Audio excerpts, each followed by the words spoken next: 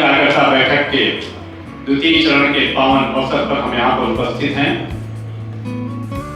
बहुत ही आनंद के क्षण होते हैं जब हमें अपने गुरु भाई बहनों से मिलने का अवसर प्राप्त होता है, आप लोगों की बातों को सुनने का अवसर प्राप्त होता है और अपनी बात कहने का अवसर प्राप्त होता है। और कल फिर ये आयोजन तो गुरुवर ने किया है, ये बुलावा तो गुरुवर का था, तो निश्चित रूप से आनंद के क्षण है। आज से कल तक 2 दिन के हमारे हर क्षण सार्थक हों।